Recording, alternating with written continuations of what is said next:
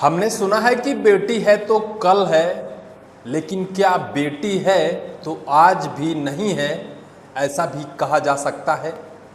पूरा देश अर्चना तिवारी के सकुशल होने की कामना कर रहा था। पूरी मध्य प्रदेश की पुलिस चकरगिन्नी की तरह ढूंढ रही थी अर्चना तिवारी को, लेकिन अर्चना तिवारी तो अपने बॉयफ्रेंड के साथ मौज उड़ा रही थी, मस्ती कर रही थी। किस तरह से एक प्लानिंग तैयार की जाती है, राजा रघुवंशी और सोनम रघुवंशी की तरह ही एक ही होटल में बैठकर एक बड़ा प्री प्लान तैयार किया जाता है और उस प्री प्लान के तहत अर्चना तिवारी पहुंच जाती है नेपाल के काठमांडू घूमने। क्या वजह रही? माँ से बात भी हुई थी, माँ से वो नाराज थी। कहाँ उसने मोबाइल फेंका था? ऐसी जगह पर वो ट्रेन से उतरी थी जहाँ कोई सीसीटीवी नहीं थी। ऐसी गाड़ी का इस्तेमाल उसने किया था, जिस रास्ते से वो गई थी वहाँ कोई टोल नाका नहीं था। अपने पहचान को छिपाने के लिए वो मध्य प्रदेश को छोड़कर उत्तर प्रदेश पहुंची और फिर देश ही बदल दिया, फिर भारत से नेपाल पहुंच गई। लेकिन धन्य है मध्य प्रदेश की पुलिस। आज भी मध्य प्रदेश की पुलिस संसाधन विहीन है। एक छोटी सी, एक सामान्य सी लड़की मध्य प्रदेश की पुलिस को चकरगिन्नी की तरह घुमा रही थी, लेकिन पुलिस के पास ऐसा कोई साधन नहीं है कि उस तक पहुंच सकती। आज भी पुलिस अर्चना तिवारी को नहीं तलाश पाई। स्वतः ही अर्चना तिवारी अपने आप को सरेंडर किया। वजह ये थी कि जब घूमने के पैसे ख़त्म हुए तब अर्चना तिवारी ने खुद अपने परिजनों को इसकी सूचना दी। दोस्तों, आजकल बहुत ही समय खराब चल रहा है और सबसे ज़्यादा समय खराब महिलाओं और बच्चियों को लेकर है। मैं कल से खबर देख रहा हूँ और कल से खबर बनाने का प्रयास कर रहा हूँ कि लड़कियों के उज्जवल भविष्य के लिए ईश्वर से कामना है कि उनके साथ ऐसी कोई घटना ना घटे। लेकिन क्या हम ईश्वर से ये भी कामना करते हैं कि बच्चियों को ऐसी मानसिकता ना दे कि माँ बाप सहित पूरा देश और पूरे देश की कानून व्यवस्था उन्हें तलाशने में जुट जाए, पूरा देश हलाकान हो जाए। दूसरी तरफ वो लोग मध्य प्रदेश की पुलिस सहित पूरे परिजनों को बेवकूफ़ बनाते रहें, सिर्फ इस वजह से कि जिससे उनके परिजन शादी करना चाहते हैं वो लड़का पसंद नहीं है, अपने पसंद के लड़के से शादी करना चाहती हैं। आइए आपको पूरी खबर, दिन प्रतिदिन, सेकंड मिनट, हर पल की खबर मैं आपको बताता हूं किस तरह से अर्चना तिवारी ने एक प्री प्लान तैयार किया और इस प्री प्लान के तहत उसने मध्य प्रदेश की पुलिस, मध्य प्रदेश की जीआरपी पुलिस को चकमा दिया और चकमा देते हुए मध्य प्रदेश, उत्तर प्रदेश, नेपाल, काठमांडू घूमती रही।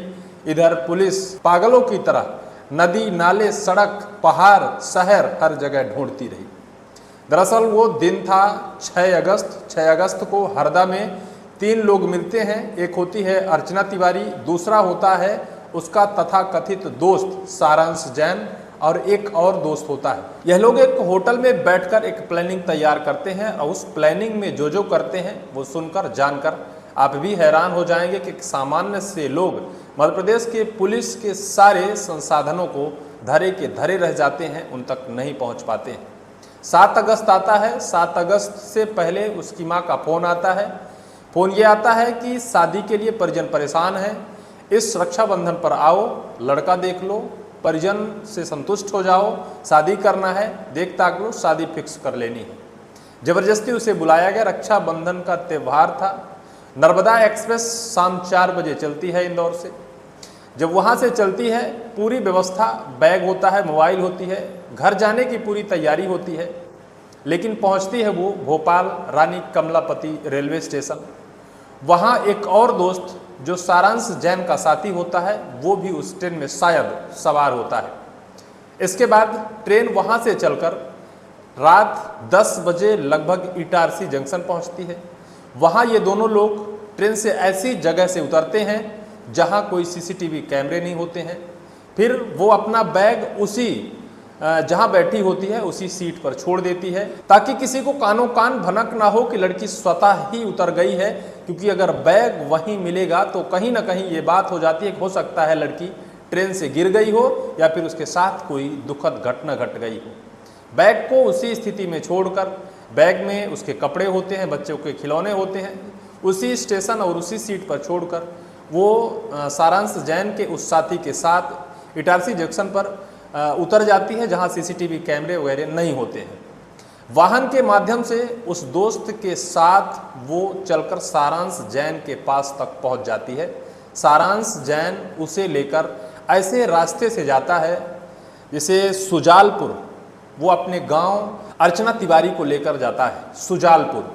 सुजालपुर और इटारसी के बीच वो एक ऐसे रास्ते का चयन करता है जिस रास्ते में कहीं कोई टोल नाका नहीं पड़ता है।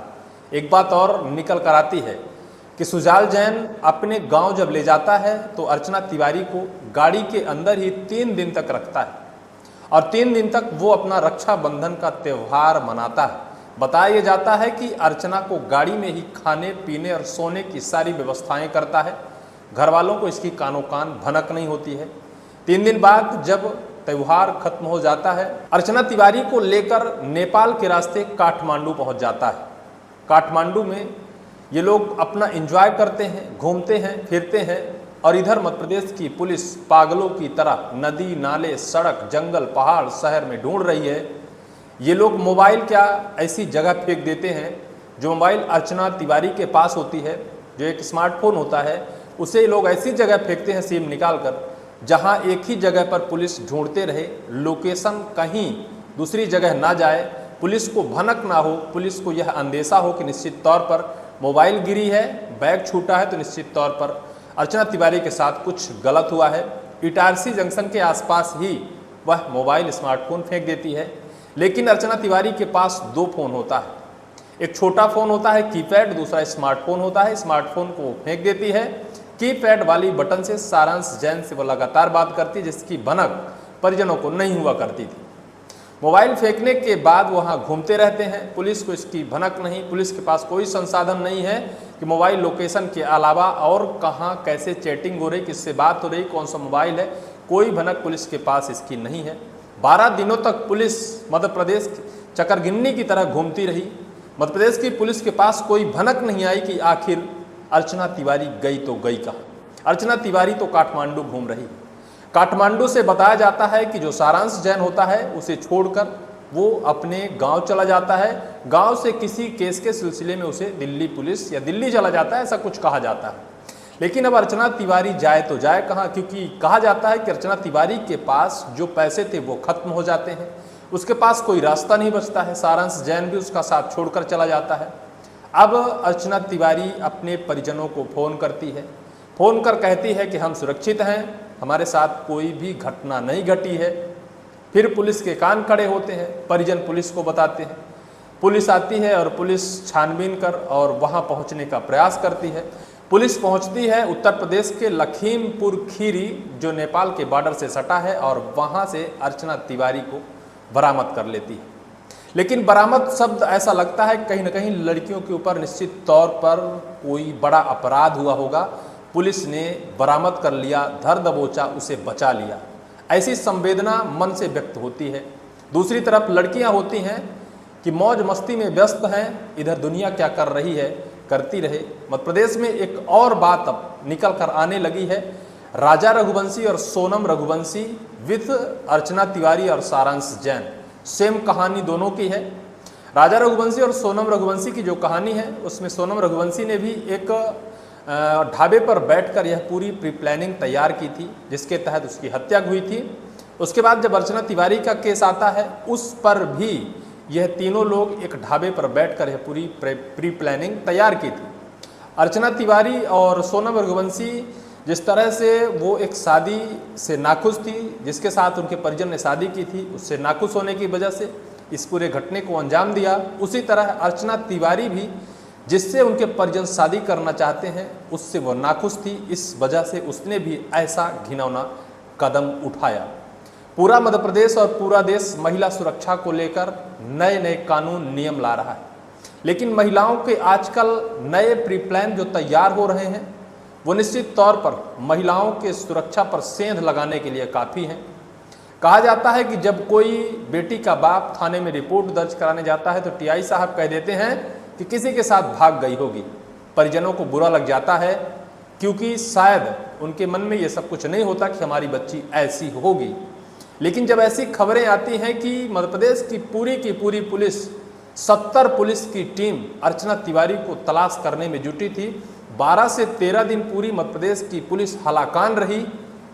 अगर इस बीच किसी के साथ कोई घटना और दुर्घटना हो जाए अर्चना तिवारी की वजह से, तो क्या अर्चना तिवारी उन जिम्मेदार या फिर उस घटना को वापस दिला पाएगी? कहा जाता है कि अर्चना तिवारी पर कोई केस लागू नहीं होता है क्योंकि वो बालिग है, कहीं भी जा सकती है, कहीं भी आ सकती है। लेकिन जिस तरह से उसने अपनी पहचान छिपाई, जिस तरह से अपने परिजनों से पूरी प्री प्लानिंग छिपाई और छिपाकर इतने पूरे कांड को अंजाम दिया, कहीं ना कहीं पूरे मध्य प्रदेश की महिला सुरक्षा पर सेंध का काम करेगा यह पूरा अर्चना तिवारी का कांड। आज के टाइम पर महिलाएं इतनी आज़ाद हो गई हैं कि वो मध्य प्रदेश ही नहीं पूरे देश को अपनी उंगलियों के इशारे पर नचा सकती हैं। पुलिस पर सवाल इस वजह से खड़ा होता है कि पुलिस के पास कोई संसाधन नहीं है कि ऐसे केस को सुलझा सके। पुलिस तो बस लोकेशन पर खड़ी है और लोकेशन पर नहीं मिल रहा है तो इसके अलावा पुलिस कुछ जानती नहीं। IAS IPS की तैयारी कर, बड़े ट्रेनिंग कर और कुर्सियों पर बैठते हैं, लेकिन शायद उनके पास कोई संसाधन नहीं है। अगर अर्चना तिवारी स्वयं फोन कर अपने परिजनों को ना बताए तो पुलिस को इसकी भनक नहीं होगी।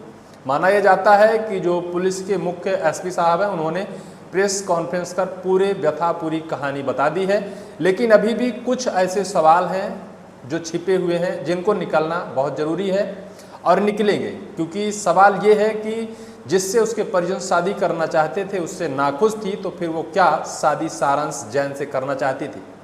सबसे बड़ा सवाल तो ये है कि लोग कहते हैं और जिस तरह से खबर मीडिया से निकल कर आ रही है कि अर्चना तिवारी 3 दिनों तक गाड़ी के अंदर कैद रही, संभव ही नहीं है। अर्चना तिवारी के माँ बाप कहते हैं कि हमें कुछ पता नहीं है, लेकिन खबरें कहती हैं कि अर्चना तिवारी अपने माँ बाप से कुछ चीज़ें बताकर काठमांडू गई थी, जिसको पुलिस से अर्चना तिवारी के माता पिता परिजनों ने छिपाया। दूसरा सबसे बड़ा सवाल ये है कि जो सारांश जैन के माता पिता हैं वो गरीब घर से हैं। उनका कहना है कि हम इस बारे में कुछ नहीं जानते हैं। सारांश जैन शादी करना चाहता है या नहीं करना चाहता, लेकिन उनके परिजनों का कहना है कि एक बार सारांश जैन ने कहा था कि किसी एडवोकेट से उसका संपर्क है, किसी सपना नाम की एक महिला है जिससे उसका संपर्क है, लेकिन उसके परिजनों या फिर उसके माता पिता का कहना है कि हम किसी बड़े लोगों से शादी नहीं करेंगे। इसके अलावा उन्हें कुछ भी नहीं पता है। वो किसी ड्रोन एजेंसी या फिर ड्रोन में कोई काम करता है सारांश जैन, और सारांश जैन और अर्चना तिवारी के बीच के रिश्ते आज भी अनसुलझे हुए हैं। आने वाला वक्त निश्चित तौर पर बताएगा, लेकिन हम महिलाओं और बच्चियों के लिए एक सवाल छोड़कर जा रहे हैं। आप लोगों की एक मनमौजी और एंजॉय करने की प्री प्लानिंग पूरे मध्य प्रदेश की महिला सुरक्षा पर सेंध लगा रही। काल किसी के साथ ऐसा कुछ होता है तो पुलिस भी सिर्फ इंतजार करेगी कि शायद हो सकता है कि अपने प्रेमी के साथ भाग गई हो। ऐसे केसेस निकल कर आते हैं कि पुलिस भी भौचक्के रह जाती है, पुलिस भी कहीं ना कहीं कंफ्यूज हो जाती है। इस पूरे मामले को लेकर आपकी क्या राय है, क्या जानते हैं, कमेंट सेक्शन पर कमेंट जरूर करिएगा।